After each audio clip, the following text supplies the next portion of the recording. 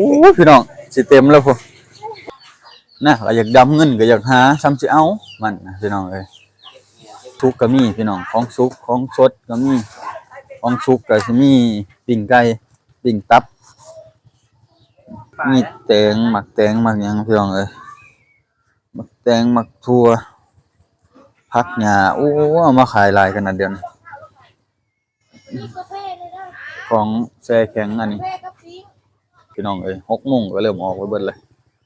เนาะฝ้าวน้ำให้น้ำหน้าแต่ละคนเพราะว่าแต่ละคนก็ดำให้ดำหน้าช่วงนี้เนาะร้านเดียวนี่แหละขายของสุกขายของดิบขายทุกอย่างเนาะ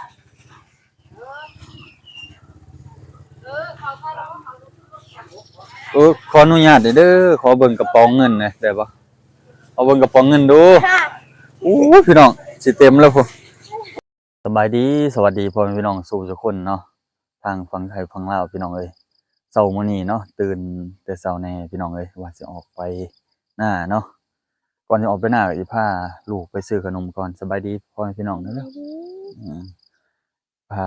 พ่อแม่พี่น้องไปซื้อขนมอยู่ในบ้านเนาะอยู่ร้านเสี่ยวว่าไปเบิ่งร้านค้ามันตอนเช้าแน่เนาะว่าขายของดีบ่เนาะแต่ว่ามีร้านเดียวนี่แหละขายกับข้าวกับน้ำเนาะครบเครื่องเลยเด้อพี่น้องเอ้ยเดี๋ยวเราไปเบิ่งนํกันเนาะโอเคพี่น้องไปเบิ่งนํกันอยู่ในบ้านเลยเนาะไปพี่น้องในหนทางเนาะหนทางเข้าบ้านยามมื้อเช้าเนาะมื้อเช้าก็เป็นหนทางเละๆจักหน่อยฝนตกเนาะฝนตกแห้งช่วงตกแบบวันบ่หยุดบ่หย่อนเลยเนาะตกตลอดเลยเบิ่งน้ำหนองสระข้างทางพี่น้องเอ้ยเต็มเบิ่มๆเลยแต่ว่าเพิ่นก็ซ่อมแปลงตลอดอยู่หนทางเนาะแต่ว่ามันก็ฤดูฝนนะพี่น้องหนทางบ้านเฮาต้องเข้าใจคือว่าแหละเนาะหลายคนก็สิเริ่มออกไปให้เป็นหน้าเลยตื่นมากออกไปเฮ็ดหน้า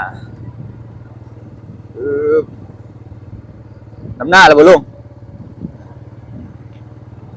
นี่วัดว่าล่ามพี่น้องยังมาเช้ากันเพิ่นก็มาเฮ็ดใส่ลงเจ้าของจักหันเนาะทางเขาในหมู่บ้านนะพี่น้องเอ้ยช่วงเช้าเนาะ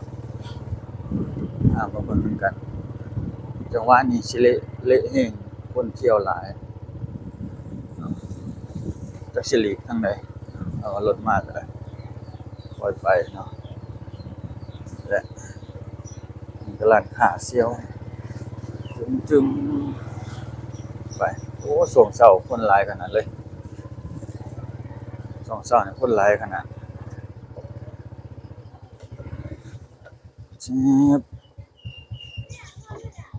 โอ้พ่อค้าล้างหน้าแล้วพ่อค้าโอ้ย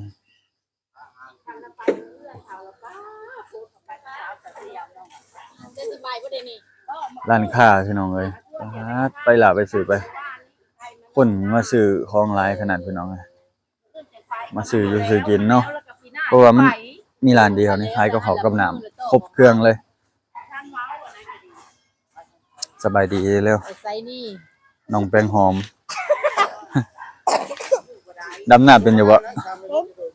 ขี่ตัวอันนี้นี่ผักหญ้าเราพี่น้องเอามาขายก็ได้เนาะผักหญ้าต่างๆนานาครบเครื่องโอ้ปลาก็เอามาขายเด้อพี่น้องเพิ่นโอ้หน้าก็อยากดำหน้าก็อยากดำเงินก็อยากหาซ้ำสิเอามันนะพี่น้องเอ้ย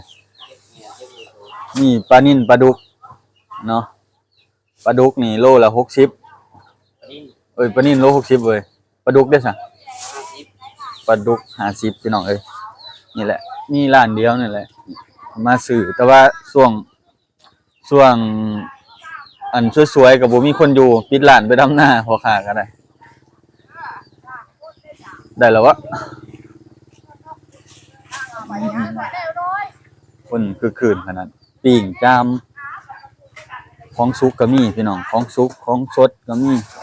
ของสุกก็สิมีปิ้งไก่ปิ้งตับช่วงเช้าเนาะมีแตงหมักแตงหมักหยังพี่น้องเอ้ยหมักแต แตงหมักทั่วผักหญ้าโอ้เอามาขายหลายขนาดเดียวนี้ของแช่แข็งอันนี้ฮะนี่พอถ่ายคลิปก่อนโอ้คนกำลังมาเรื่อยๆพี่น้องคนกำลังมาเรื่อยๆเนาะโอ้หลายขนาดได้เป็นคนมาซื้อของเต็มร้านเลยพี่น้องส่งเสาร์เนาะบ่ได้มาเบิ่งแล้วหลายมื้อแล้วเด้นว่าคนก็มาซื้อเรื่อยๆเนาะเด็กน้อยผู้ใหญ่ก็ได้อีหลามันอยู่หน้าบ่ฮะอยู่หน้าบ่อยู่หน้าบ่มาอยู่หน้าบ่เมื่ออยู่หน้าบ่มาอยู่ไสซะอยู่เถียงล้างหน้าแล้วบ่แม่ค้าว่าคนก็เริ่มออกไปหน้าแต่เช้าไอ้พี่น้องเอ้ย 6:00 นก็เริ่มออกไปเบิดเลยเนาะฟ้าวน้ำให้น้ำหน้าแต่ละคนเพราะว่าแต่ละคนก็ดำให้ดำนาช่วงนี้เนาะพ่อเฒ่าเราก็ขับซาเล้งเนาะวงพ่อค้าก็ฟ้าวขายขนาดบ่มีร้านเดียวนี่พี่น้องในหมู่บ้านที่แบบขายของทุกอย่างเนาะ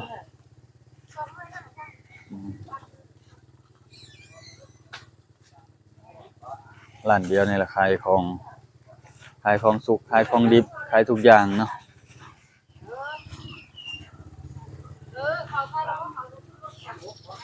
ขออนุญาตเด้อขอเบิ่งกระป๋องเงินหน่อยได้บ่เอาเบิ่งกระป๋องเงินดูโอ้ยพี่น้องสิเต็มแล้วพุ่นนี่จามมีของสุก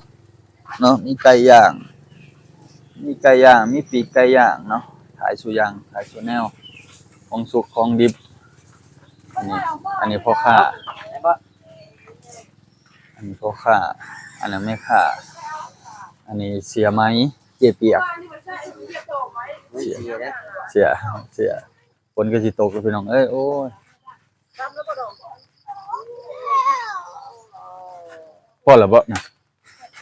ดูได้เบิดมื้อบ่สวยแล้วคือสิไปนั่งดูลูกนี่มันล็อกนี่เป็นเรื่องข้าวได้ให้เมื่อวาน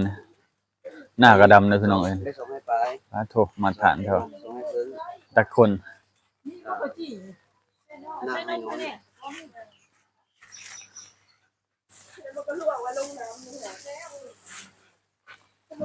คนก็มาเรื่อยๆแล้วพี่น้อง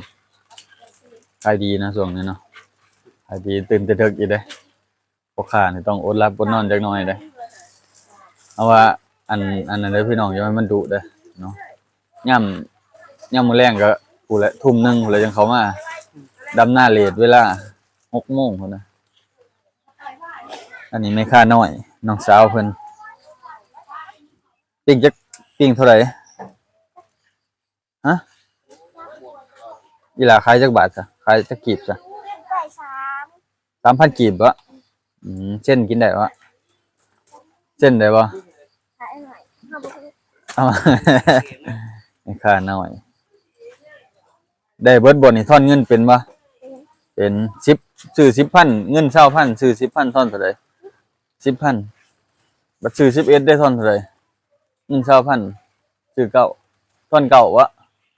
อ๋อโอ้พี่น้องมีอันข้าวจี่ใส่นุ่มเด้อพี่น้อง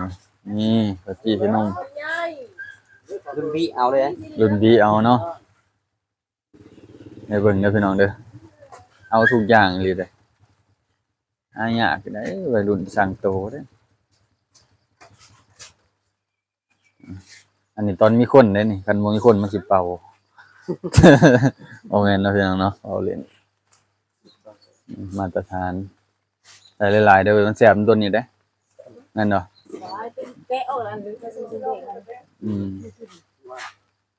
นี่คือข้าวจี่ใส่นมพี่น้องกินกับกาแฟกินใส่กับกาแฟนี่คักปานหยังอุ้ยใหม่บ่เลยเอาเว้ย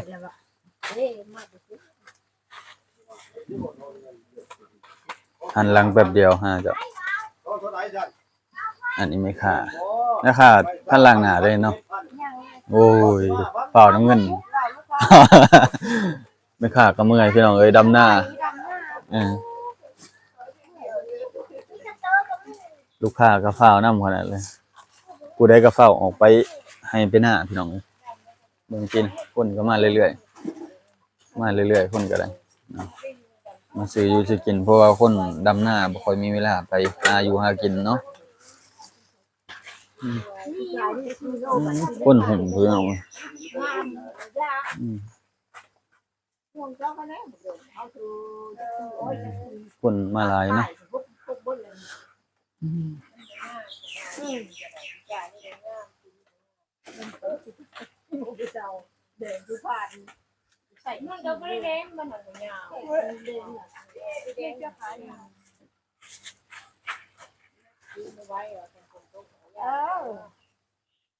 ผู้ใดก็เริ่มดำหน้าไปเลยเนาะพี่น้องเนาะอันนี้เปิดฮอดจักโมงพุ่นน่ะเปิดฮอดจักโมง แล้วแต่เราเองเขาหมดกับปิด ฮอเบิดผู้ เขาไปหน้าหมดกับปิด โอ้คนออกให้ออกหน้าเบิ่งเสียงเงียบเพิ่นก็ออกมาดำหน้าเพิ่นได้อพี่น้องเอ้ยมาตรฐานขนาดเลย2ผู้เมีย